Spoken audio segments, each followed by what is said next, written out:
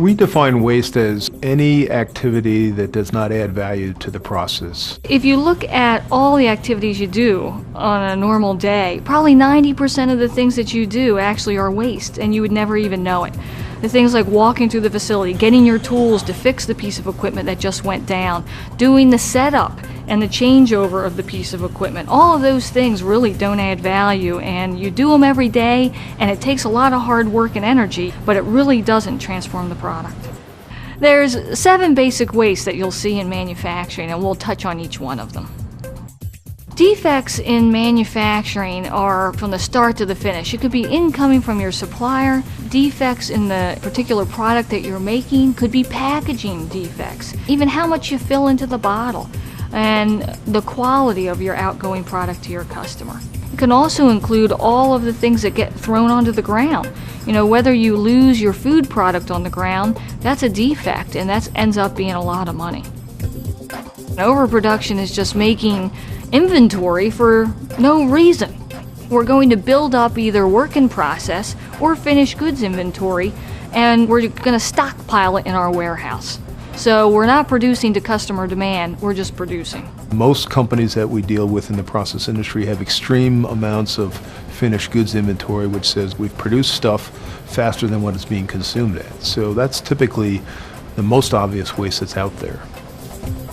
When we look at inventory, there's really 2 types, work in process and finished goods. If we have work in process inventory, it's just hiding all of the issues that you currently have in your facility, whether it be downtime, quality problems, maintenance problems. All that inventory hides all the real issues, so you never really get at fixing the problem.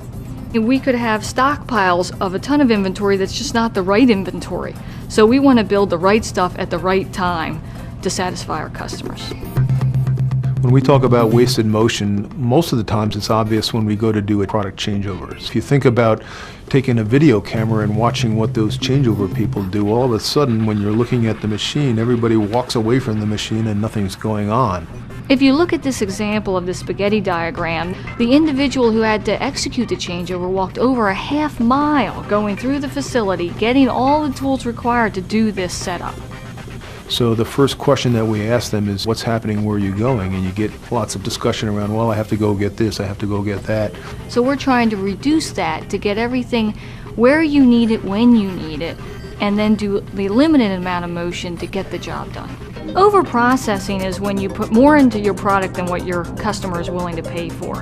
An example would just be overusing energy, whether you're cooling it down or heating it up far beyond what the specification is to get your end result. And you're using a lot more energy and money that you don't need to.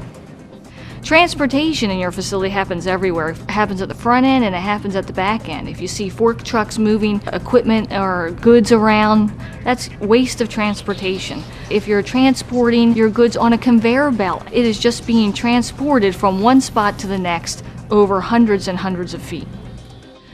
Waiting is one that you'll always see in your facility. It's people standing around waiting for the next operation to be completed, waiting for documentation to show up to their location, waiting for maintenance to come and fix the piece of equipment. All of those things are just waste.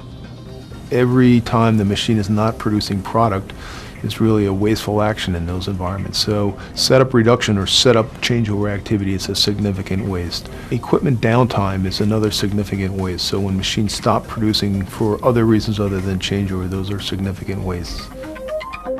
In addition to the 7 wastes, one of the key principles we work on in Lean Sigma is 5S, and it's really trying to organize and clean up your workspace.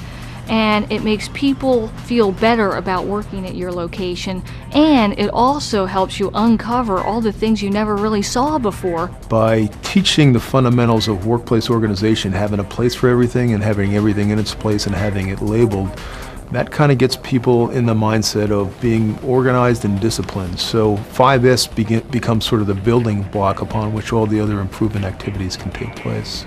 It's about cleaning up and organizing your workplace to become more efficient.